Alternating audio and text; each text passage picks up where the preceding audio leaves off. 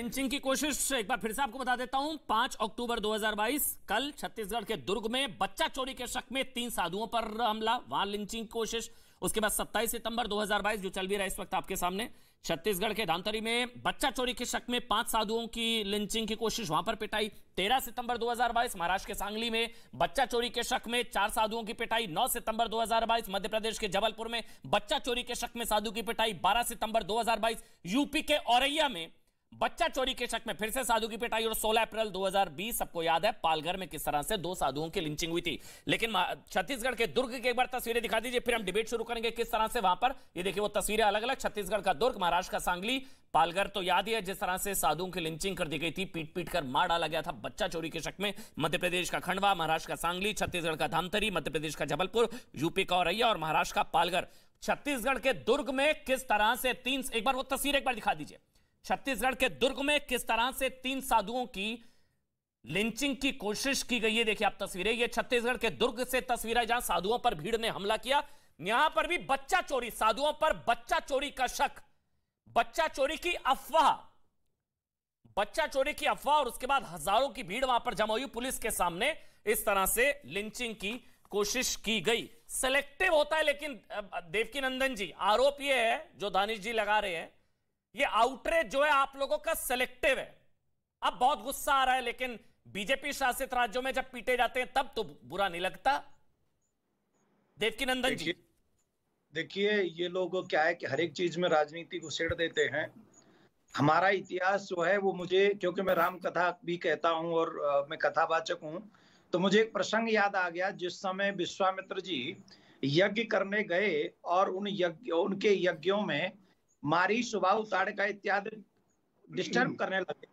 तो उस समय महाराज दशरथ जी के पास में गए और विश्वामित्र जी ने कहा कि असुर समूह सतावई मोही, मैं याचन आयौ नृप तोही, कि ये राक्षस मुझे तंग करते हैं राजन, मैं तुम्हारे पास सहायता मांगने के लिए आया हूं। उस समय राजा ने जाके और अपने पुत्र दे दिए राम लक्ष्मण के, जाओ तुम साधु संतों की रक्षा करो। आज इतनी जगह पर मैं कोई भी पार्टी को नहीं कह रहा हूं कि ये कांग्रेस पार्टी या बीजेपी पार्टी, मुझे किसी से कोई मतलब नहीं है। मैं बात कर रहा हूं साधुओं के लिए। अगर साधुओं की हत्या ऐसी होती रही या उनके पास मारपीट, उनको ऐसे ही मारते पीटते रहे तो ये बहुत दुखद है। 2021 का डाटा है 77,500 कुछ बच्चे चोरी हुए। मैं ये पूछना चाहता हूं आपके यहाँ जो लोग बैठे हुए समय, ये बताएं कितने लोगों को ऐसे मारा गया जैसे इन साधुओं को पीटा जा रहा है, जैसे जितने बुरे तरीके से इन साधुओं को पीटा जा रहा है। और फिर जो राजा बने बैठे हैं, जो जिस स्टेट में जो मुख्यमंत्री है, क्या उनकी ये जिम्मेदारी नहीं है? अगर जिम्मेदारी नहीं निभा सकते तो आपको इस्तीफा दे देना चाहिए। या तो साधु संतों की रक्षा कीजिए, उनके सम्मान की रक्षा कीजिए, या कोई भी क्यों ना वो इस्तीफा दे दे।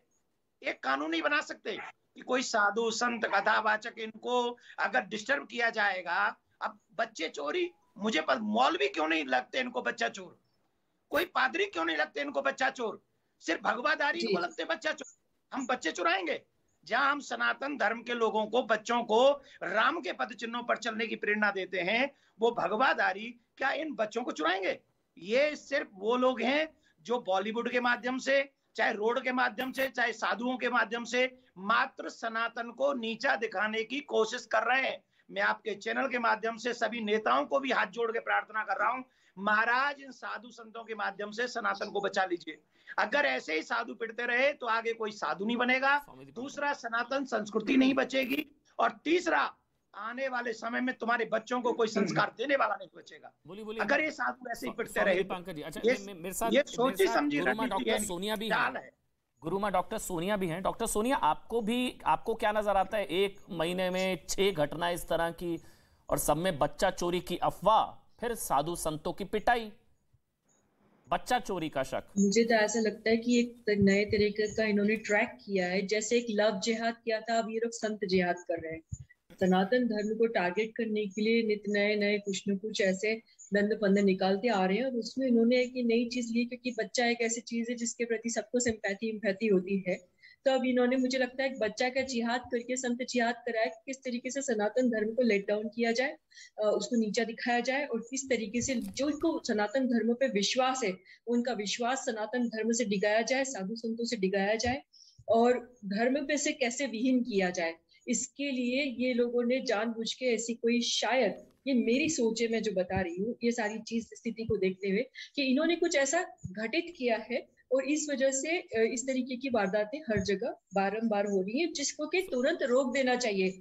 हम कैसे मान लें कि जिस भीड़ ने मारा साधु संतों को, वो भीड़ जो थी वो इन लव जिहादियों वाली भीड़ नहीं थी, कोई और थी। स्वामी दीपांकर, हो सकता है कि यही लोग भेष बदल के ऐसा सारा नाटक करते हो संत समाज को बदनाम करने के लिए, या निशाने पर भगवा, वो कह रहे हैं कि अफवाह बहाना है, निशाने पर सनातन है दरअसल। जिस तरह से सन्यासियों को, साधुओं को, भगवाधारियों को मारा जा रहा है, इसमें कोई दो मत नहीं है कि यह है तो सुनिश्चित अमन बाबू। अच्छा, यह है तो सुनिश्चित ये अटैक सारे 16 आना ऐसा प्रतीत हो रहा है। जिस तरह से लोग मार रहे हैं उन निरी को, और वो चीख रहा है, अपने आप को बचा रहा है, पुलिस वाले की पीछे से जैकेट तक फाड़ दिया गया सिर्फ उस साधु को मारने के लिए। इसे क्या समझा जाए, क्या कहा जाए, मगर मेरी पुलिस के सामने मगर मेरी प्रार्थना देश के सियासतदान से, समस्त भारत से है कि जब बात अस्तित्व और व्यक्तित्व की हो तो सियासत को साइड में रखकर वो देखना चाहिए जो इस समय एक साधु सन्यासी देख पा रहा है, मगर समाज और सियासत नहीं देख पा रहे। ये मैं 1 मिनट अपनी बात ये मौन रहने का विषय नहीं है। शुरू में देवकी नंदन जी ने एक बात कही थी, मुझे अभी याद है कि जब तक आपके पास तक कोई आग नहीं पहुंच रही तब तक आप मौन हैं। कल जब आपके पास पहुंचेगी फिर आप चिल्लाइएगा। मगर जिस प्रकार की परिस्थिति वर्तमान है, मैं सोच रहा हूं अमन बाबू, कभी हमने सोचा नहीं था कि ऐसे भी दिन आएंगे। लोग करेंगे कत्ल हमारा और हम कातिल कहलाएंगे, मरे भी हम और कातिल भी हम। इससे बढ़कर विघटनकारी हो क्या सकता, इससे ज्यादा और दुखद हो क्या सकता है। सन्यासियों के देश में सन्यासी पिट रहा है, सन्यासियों का क्या बर्बरता की जा रही है, और उसके बावजूद हम ऐसे संवेदनशील विषय पर ऐसा बचकाना बात बोलते हैं सिर्फ इसलिए कि मुझे बोलना है, सिर्फ इसलिए शोर मचाते हैं कि मुझे बोलना है, मगर वो पेन आप बर्दाश्त नहीं कर पा रहे। रीजन क्या होगा, मुझे रीजन समझाइए ना। कोई क्यों साधुओं को टारगेट करेगा बैक टू बैक महीने में?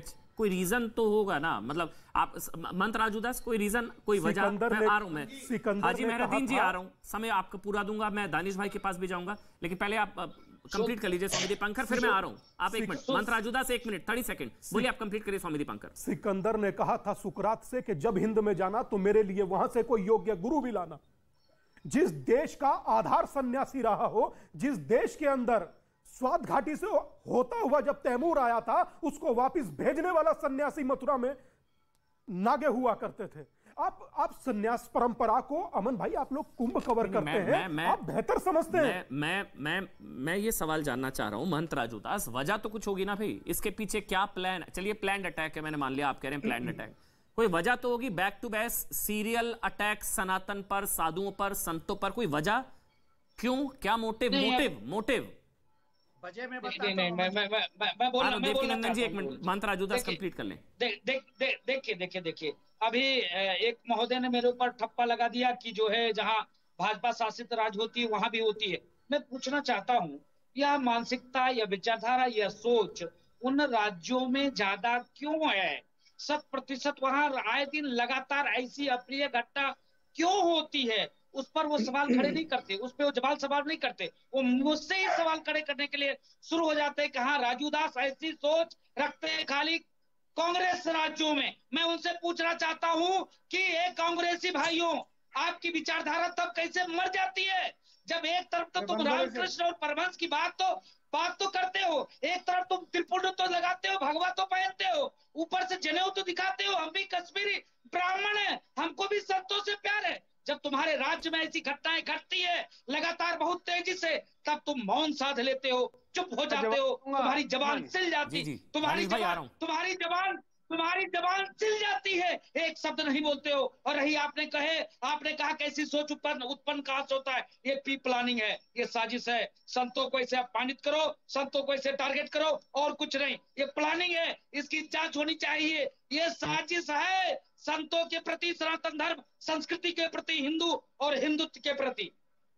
दानिश कुरैशी, अगर इस तरह के हमले, भगवान ना करे कभी ना हो, लेकिन अगर इस तरह के हमले उलेमा मौलवियों को पकड़ कर महीने में 6 जगह पीट दिया जाता और लिंचिंग की ऐसे कोशिश होती और लिंचिंग कर दी जाती और हर जगह एक ही रीजन, बच्चा चोरी, तब भी क्या आपका यही टेक होता जो अभी है दानिश कुरैशी। जी आप सुनिएगा इत्मीनान से। जी बिल्कुल दानिश भाई, मैं इंटरवेन ना करें क्योंकि मैं किसी के बीच में नहीं बोल। ठीक बोलिए आप। देखिए दरअसल दिक्कत क्या है कि हम अभी बात कर रहे हैं छत्तीसगढ़ पे। आपको शायद ये पता ही नहीं होगा पैनल में बैठे हुए लोग कि गुजरात के अहमदाबाद में पिछले 20 दिनों में 3 घटनाएं घटी और 3 में से 2 महिलाओं को मारा गया था, वो बाय रिलीजन मुसलमान थी। एक व्यक्ति को मारा गया वो बाय रिलीजन मुस्लिम था और उसके अलावा एक व्यक्ति को मारा गया जो मुस्लिम नहीं था। तो क्या कहीं किसी ने जाना? क्यों मारा गया? बच्चा चोरी की अफवाह में ही मारा गया, पब्लिक ने मारा। उसके बाद ऑफेंस भी रजिस्टर हुआ, चाहिएगा तो मैं आपको दे दूंगा। और उसमें ऑफेंस क्या रजिस्टर हुआ पता है आपको? उसमें जिनको मारा गया उन पर ऑफेंस नहीं हुआ, जिन्होंने मारा उन पर पुलिस ने ऑफेंस रजिस्टर किया। अच्छी बात है ये कार्रवाई, लेकिन आप बताइए तो क्या क्या हल्ला मचा दिया। एक मिनट दूसरे मुझे एक मिनट बता दीजिए कहां की बात कर रहे हैं। मैं रिसर्च टीम को बोलता हूं, बताइए कहां? गुजरात में बच्चा चोरी के आरोप में किसको पीटा गया? अहमदाबाद का इंसिडेंट है। कहां? नाम बताइए किसका, क्या, कहां पर, कुछ बताइए ना। अहमदाबाद में कहां पर? एक शाहपुर पुलिस थाने का है, एक कारंज पुलिस थाने का है। क्या हुआ था? शाहपुर पुलिस थाना क्या हुआ था? बच्चा चोरी के शक में 2 महिलाओं को मारा गया था और एक दूसरे पुलिस थाने में एक व्यक्ति को, एक पुरुष को मारा गया था, पीटा गया था। मतलब मार नहीं दिया गया, पीटा गया था बच्चा चोरी के शक में। जी जी जी जी जी। अब दूसरी बात मैं करूं। राजू महंत, मैं अपनी बात कंप्लीट करूं। महंत राजू दास जी कह रहे हैं, आप मुझे ये बताइए कि आशाराम को क्या आप संत मानते हैं? राम रहीम को क्या आप संत मानते हैं? रामपाल को आप क्या संत मानते हैं? दिक्कत क्या है? सुनिए मेरी बात अमन, मैं बहुत जिम्मेदारी के साथ कह रहा हूं। दरअसल ये बच्चा चोरी के मामले में होता क्या है, ये जो चोर होते हैं ये आसान और बिल्कुल भोले चीजों का वो करते हैं। और मुझे ऐसा लगता है कि शायद संतों का जो वस्त्र है वो बहुत आसान है ताकि लोग उसमें भरोसा करें। मैं ये नहीं कह रहा हूं कि जो कर रहे हैं ये इसलिए आए थे, लेकिन बाकी के जहां भी इंसिडेंट बनते हैं वहां कोई भी चोर जाता है, न सिर्फ बच्चा चुराने और भी कुछ चुराने जाता है तो बिल्कुल शरीफ सा पहनावा पहन के जाता है, वो आसानी से मतलब अपना काम करके निकल जाए। इस टारगेट में कई बार बिल्कुल निर्दोष लोगों। दानिश वही निर्दोष, बिल्कुल सही दानिश। यही हो ना कि कल को मैंने बोला हाजी मेहरुद्दीन या आप लोग कहीं निकले, आपको कोई पकड़ के पीट दे, कह दे मुझे आतंकी होने का शक था, ऐसा नहीं हो सकता ना, ये तो गलत होगा। ये तो एक नया ट्रेंड बन गया, पीटने का बहाना मिल गया, आप समझ रहे हैं, लिंचिंग का एक एक्सक्यूज मिल गया है। अमन बिल्कुल नहीं। और एक मिनट, जिनका आपने नाम लिया ना आसाराम या जिस तरह से जाकिर नायक इस्लामिक धर्मगुरु नहीं है ना, उसी तरह ये लोग भी हिंदू धर्म के कोई धर्मगुरु नहीं है भाई, समझ लीजिए। बहरहाल चलिए अब आप कंप्लीट करिए। बच्चों की बलि पर चढ़ी हुई पाई गई थी अहमदाबाद गुजरात में, जिसके खिलाफ बंद का ऐलान हुआ था, शायद उन्हें याद नहीं होगा। अमन जी मुझे 10 सेकंड दीजिए। बोलिए देवकी नंदन जी, फिर हाजी मेहरुद्दीन आपके पास आ रहा हूँ। बोलिए आप देवकी नंदन जी। अमन जी मैं बताता हूँ, आप पूछ रहे थे इसका मकसद क्या है, मैं बताता हूँ। राम को राम बनाने वाले साधु, कृष्ण को कृष्ण बनाने वाले साधु, भारत को भारत बनाने वाले साधु, सनातनियों को सनातन और सत्य के मार्ग पर चलाने वाले साधु, जो विदेशी रणनीतिकार हैं, जो भारत की छवि खराब करना चाहते हैं, जो भारत में गृह युद्ध करवाना चाहते हैं, उन लोगों का मानना यह है कि हम लोग यहाँ अगर साधु की छवि खराब कर देंगे, साधु की छवि खराब हो जाएगी तो भारत की छवि खराब हो जाएगी। तो इसलिए बच्चा चोर कौन बोल? साधु बच्चा। जैसे अभी ये मानवा बोल रहे थे, मुझे इनका नाम नहीं पता, ये बोल रहे थे आसाराम बापू, ये फलाने बापू, ये साधु, इन्होंने जाकर उसका जाकिर नायक का तो नाम ही नहीं लिया। इन किसी भी साधु ने कोई आतंकवादी पैदा नहीं किए, जाकिर नायक ने आतंकवादी पैदा किए जिसने जाके बम ब्लास्ट किए हैं, उनका नाम लेना।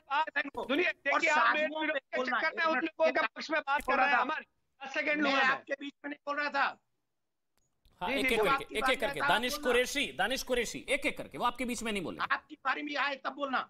हाँ बोलिए आप देवकी नंदन जी, फिर हाजी मेहरुद्दीन। छवि को ये लोग ये यहाँ टीवी चैनल पर भी बैठकर, जबकि इतनी बड़ी घटना, किसी की दाढ़ी नोच ली गई, किसी के बाल खींच लिए गए, इतने बुरी तरीके से ये जनता उनको मार रही है, मैं गारंटी से कह सकता हूँ ये जनता सनातनी हो ही नहीं सकती। ये मुझे ऐसा लगता है कि पैसे देके जनता बुलाई गई है और ये विधर्मियों के द्वारा ये जनता बुलाई गई है, जिससे साधु समाज का अपमान हो सके, जिससे सनातन, और ये साधु नहीं पिट रहे अमन जी, ये पूरे सनातन परंपरा पिट रही है।